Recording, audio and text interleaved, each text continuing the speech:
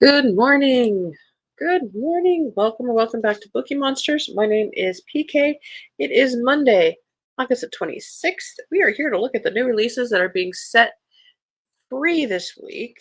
Uh, Genre by genre. Sorry, my glasses. There's a spot right where I need to look through, and it's driving me crazy. Genre by genre. Today we're looking at cozy mysteries that are being set free this week. Let's see how this does. Oh my gosh, sometimes it makes it worse, doesn't it? Um, Quick announcements. I don't have any sprints tonight. I don't do them on Monday. We will have them tomorrow. I do them every Tuesday and Thursday evenings at 6 p.m. Mountain Time, 8 p.m. Eastern, and on Saturday afternoons at 1 p.m. Mountain Time, 3 p.m. Eastern. Yeah, we're gonna have to live with it. All right. Hope you had a good weekend. Mine was okay. Good morning, Kim. How are you doing? Are you resting? Gonna go back to sleep after this. I appreciate you coming. All right, let's jump in. We have got a lot of them. Always a lot of cozy mysteries, which is not bad a problem to have. I admit that.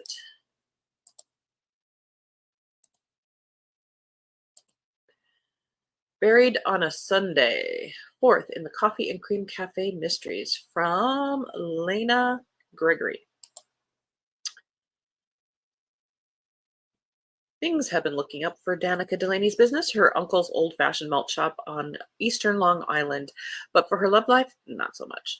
After a disastrous date with Detective Jake Barlow, Danica lets her best friends Gwen and Eli talk her into a night out at the hottest new nightclub in town. Only while there, Danny finds her sort of boyfriend secreted in the shadows on the beach behind the club with crime boss Patrick Johansson's wife, Angelique. An upset Danny leaves without giving Jake a chance to explain, but when he doesn't get in touch the next day, she takes a long walk along the beach to reevaluate her love life.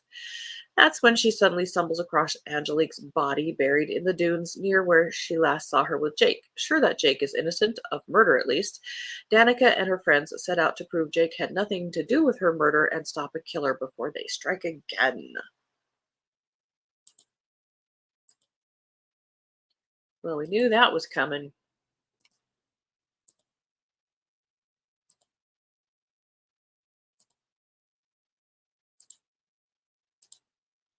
Probably. If you can, do it.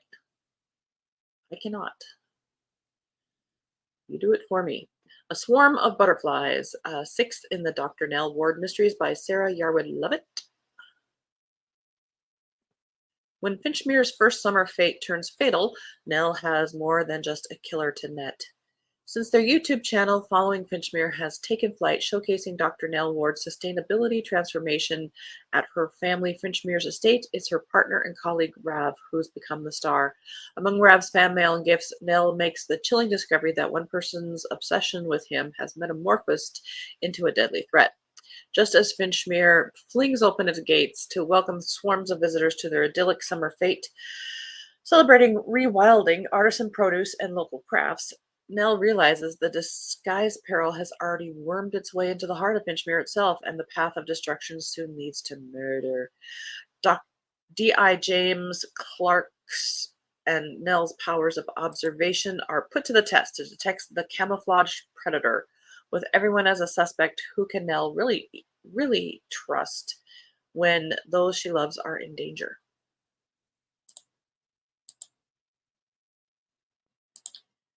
Oh, she'll probably initially trust the wrong person. The Problem Professor, Doro Banyan Cozy Historical Mysteries, number 4 by D.S. Lang. A Roaring Twenties Closed Room Train Mystery. After spending the summer with her parents in Colorado, Doro, college librarian and amateur sleuth, plans to enjoy a luxurious respite in posh surroundings on the train trip home.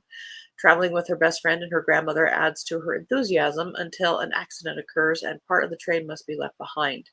Hours later, a passenger who has crossed swords with several others on board is found dead. As the news spreads, apprehension stalks those stranded with the unknown killer.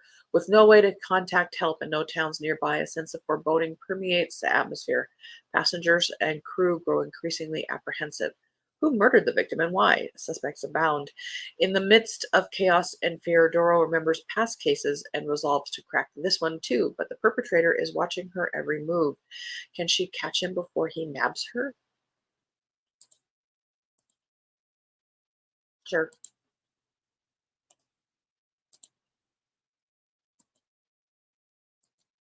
Odds are in her favor. A neighbor is dead, which could be just about every cozy mystery. Fourth. Oh, fourth book week by Tanis Laidlaw. Fourth in the Darkwater Lake Mysteries series. It's kind of a creepy cover. A frozen corpse, a lakeside community with dark secrets, one woman's wits against a killer's cunning. In the icy grip of Darkwater Lake, a chilling mystery unfolds. Jody, a disgraced academic turned reluctant sleuth, finds her peaceful retreat shattered when her neighbor Stan is discovered frozen in the lake's ice. As she's drawn into the investigation, three suspects emerge. The enraged ex-wife, bitter over a crumbling business, the ambitious business partner, hungry for more control, the youthful new bride, harboring secrets of her own. Each has motive, each had opportunity, but is one of them a killer? Yes. End of row one.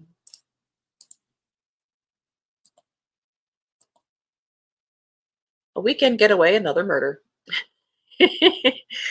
Again, that would be many, many cozies. 10th in a Sheridan Henley mystery series by Krista Nardi. A weekend getaway leads an amateur sleuth and her detective husband down a treacherous trail. With Maddie away on a high school trip, Sheridan and Brett are looking forward to some time alone and a long-needed break from work and crime. To that end, they rent a cabin in the woods, planning to enjoy nature and hike the trails in the adjacent state park. But their plans are soon derailed by the appearance of a frantic dog, its owner nowhere in sight. The insistent dog leads them to an injured couple and a lifeless body. Sheridan and Brett are quick to offer assistance both to the injured and the local authorities. The hike was challenging enough, but the trail left by the killer is filled with twists and turns, bringing with it new threats and danger.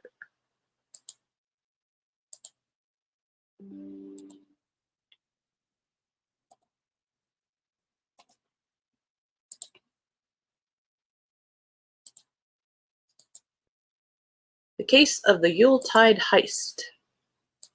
Good morning, Mary. Happy Monday to you. Did you have a good weekend? The Case of the Yuletide Heist by J.C. Savoy, third in the Closed Case Club. A family feud and a stolen priceless manuscript? Ah, yes, nothing says holiday cheer quite like a mystery. When a rare manuscript worth $500,000 pops up during an estate sale at the rundown Hillcrest Manor, the claws come out amongst the distant relatives. Just when you think the drama couldn't get any juicier, the priceless manuscript up and vanishes without a trace. Well, guess who's on the case? That's right, me, Molly Ray, and my fierce closed case club. We're diving headfirst into a tangled web of family secrets, rivalries, and hidden motives. Armed with our unique blend of skills and unyielding determination, we're on a mission to uncover the truth behind this high stakes theft. Bring it on.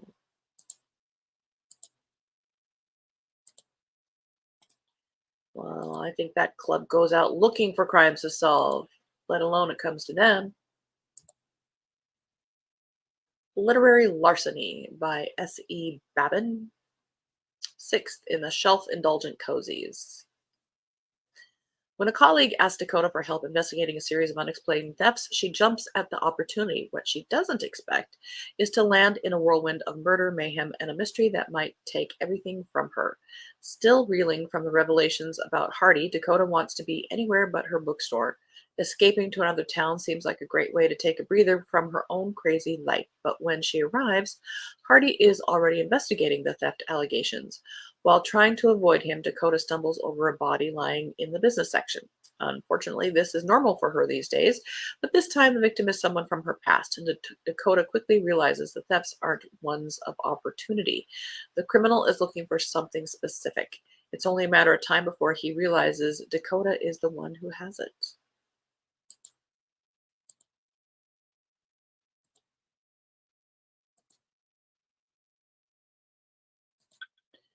Hi Kim, how are you today? Good morning, Elena. How you doing?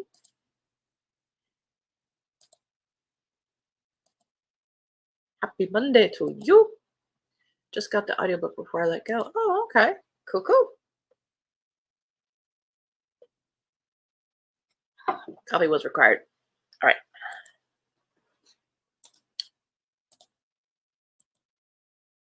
Celluloid Angels, ninth in the Mercy Alcott Mysteries by Alice Duncan. Los Angeles, 1927. Esteemed producer Harvey Nash is troubled by a series of suspicious accidents plaguing the set of his current movie. From falling scaffolding to burning wigs, it seems that someone is hell-bent on ruining the production and endangering the lives of its stars, including the charming Ramon Navarro and the mesmerizing Blanche Sweet. When Harvey seeks Ernie's help to get to the bottom of these malevolent incidents, Mercy knows she has to help too. Teaming up with her dear friend Lulu, Ernie, Mercy, and Lulu infiltrate the movie set as undercover extras, determined to expose the sinister culprit, behind the mayhem. But for the intrepid trio, danger lurks behind every dazzling facade, and the quest for truth may come at the ultimate cost.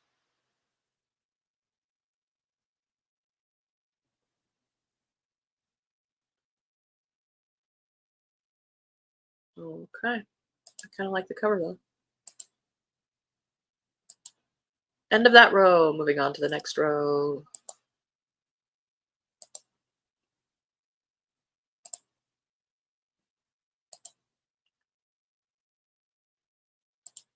You are great. Good. Good. Bodies in the business section. Yeah, kind of not surprised. Okay, Elena. Campaign and Curses. Woo. By S. Usher Evans. Eighth in the Weary Dragon Inn series. It's election time in Pig's End, and Pig's End Mayor Jo Hendry is up for re-election, but she's not the only candidate in the race. Pip Norris, the farrier, Wilda Murtaugh, the cousin of the perfidious mayor from Middleburg, Gore Dewey, the blacksmith, and Hans Silver, a local farmer, have thrown their hats into the ring too. And if Earl Dahlman's polling is to be believed, it's going to be a tight race. But when every candidate except Hendry receives a letter threatening to expose their secret, Bev's once again called to investigate. Hendry swears it wasn't her, and though she'd do anything to win, she wouldn't stoop that low. But as Bev starts investigating, she realizes each candidate has far more secrets than can fill a polling booth, and finding the blackmailer is going to take all of her wits.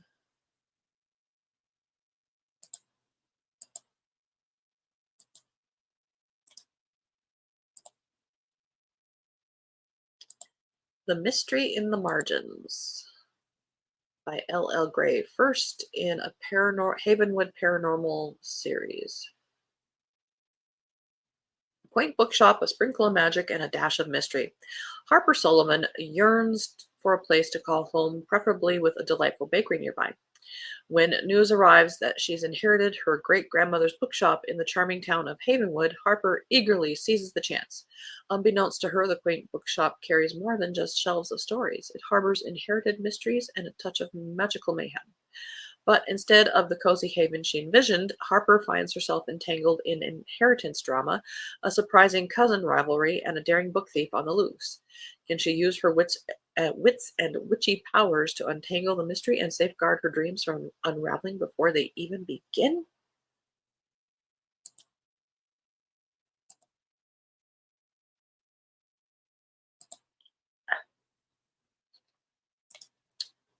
Next up,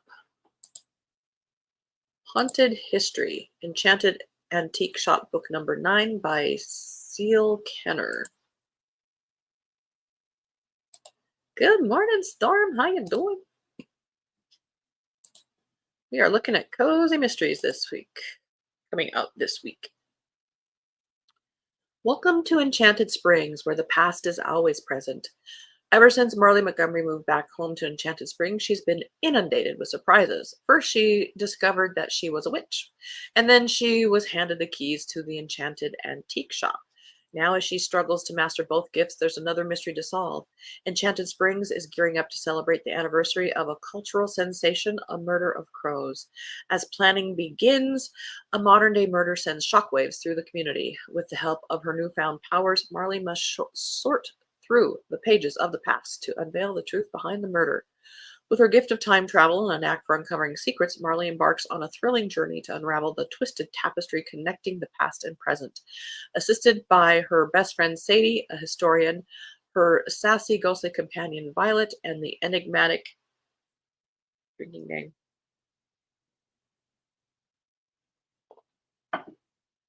vampire detective Jack Edgewood, Marley must navigate a web of alibis and hidden motives.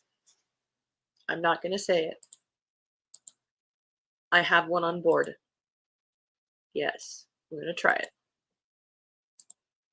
I'll tell you about it in a second. The Con by Jackie Layton, Book 2 in Organized Crime Cozy Mysteries. Professional organizer Kate Sloan is hired by Ben Hauser to organize his office at Seaside Hideaway Resort on Fox Island. Ben tells everybody he's planning to revamp the resort. Ben throws money around and convinces people to invest with him. The problem is, Ben's a con man. The second problem is, Kate finds his dead body. The killer believes Kate has incriminating evidence and she must solve the mystery before she's next on the hitman's list. Dun dun dun. End of another row.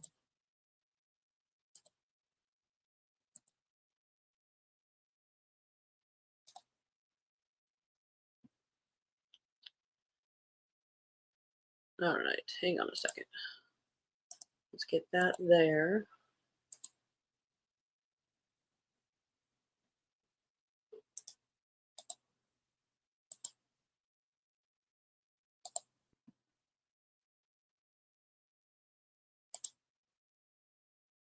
It's from the library, but it was recommended by Olivia Reads a Latte. She loved it. I mean, she went bonkers for this because she's from the South. Bless Your Heart by Lindy Ryan is the one that I'm going to read with a vampire, about vampires. First in the Bless Your Heart series, and it's very Southern, and it has some humor and murder. So it was supposed to be like a hold from 6 or 8 weeks from now, but then suddenly it was like, boom, here. Oh, okay, I guess I'll read it now. So I'm giving it a try. All right, next up, coming out this week, Instagoner, a bark and blog mystery by Sydney Lee. When lifestyle blogger Emily Dolly comes face to face with controversial talk show host Jackie Hunter, she's in for the shock of her life. But this time, it's not Jackie's words that cause a stir, it's her dead body. Emily knows the chance of Jackie's death being a random hit and run is about as low as the blows she dished out on her gossip feed. The police are doing their best, but with their limited resources, Emily enlists the help of her online audience to figure out what really happened. She gets some great tips, including one from the murderer who tells her to back off. Will Emily piece together who killed the Queen of Mean, or will she fall victim to the same fate? I don't hate it.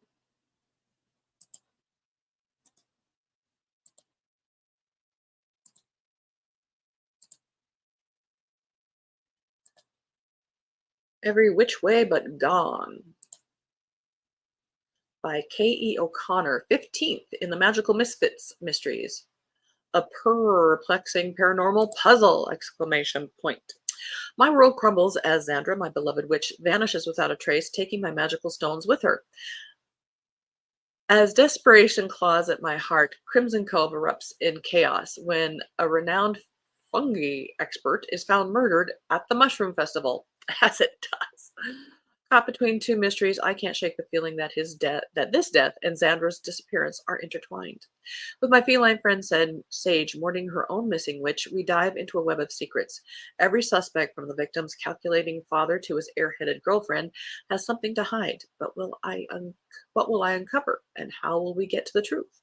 As I unravel each clue, the stakes skyrocket. Angel forces suspicious behavior, the town's obsession with fungi, and a looming darkness I can't quite claim all point to something more sinister than a simple murder.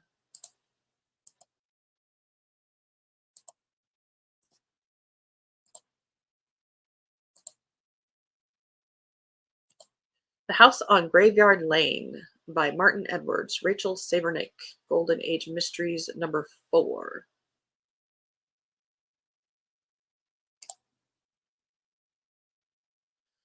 Rachel Savernick gave a I want you to solve my murder, said the woman in white. Rachel Savernick gave a sardonic smile. Quite a challenge.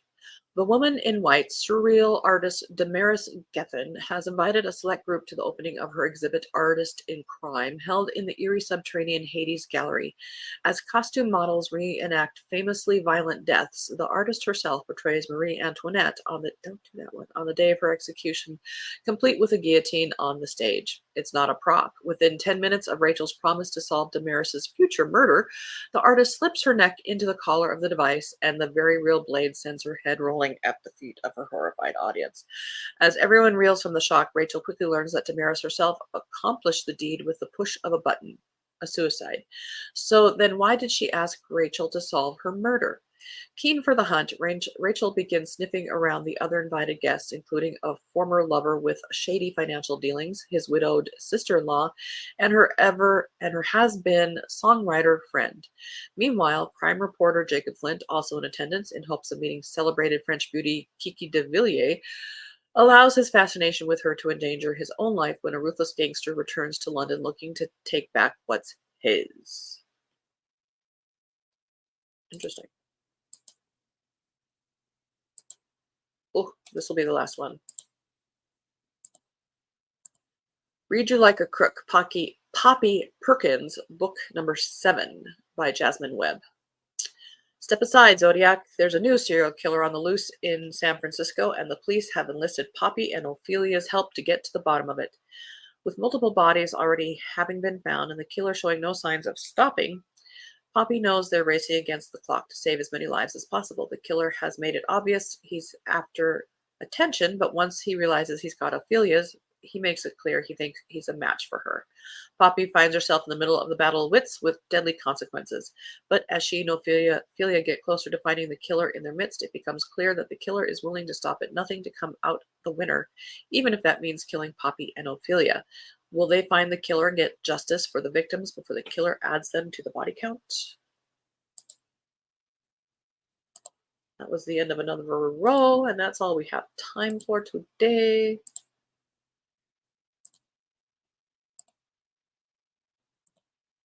We will do the rest on Friday, probably. All righty. Again, I don't have any sprints tonight. I believe they're on storms tonight. That's what I saw on Discord. Don't know if anything has changed. I do have them tomorrow night. I do them every Tuesday and Thursday evening for 2.5 hours, starting at 6 p.m. Mountain Time, 8 p.m. Eastern. And on Saturday afternoons at 1 p.m. Mountain Time, 3 p.m. Eastern. That one goes for 5 hours. Tomorrow we'll be looking at mysteries and thrillers. Fast this morning. Hope everyone has a great week. Hard to believe Labor Day. I know, but I'm excited. I get a 3-day weekend next week. Yep. Okay, it is on hers. All right. So, and that starts at 5 p.m. Mountain Time, 7 p.m. Eastern. I have to do Mountain because that's where I live. All right. Have a very good Monday. I have to run to the grocery store on the way to work because we have a truck to unload. I have to go to the post office to get the mail so we can get bills and payments. So I got to run. All righty. Thank you, Storm, for being here so much. Have a good Monday, everybody. Take care of yourselves. Read good books. And as the banner says here, don't be a bookworm. Be a bookie monster. Have a good day and God bless.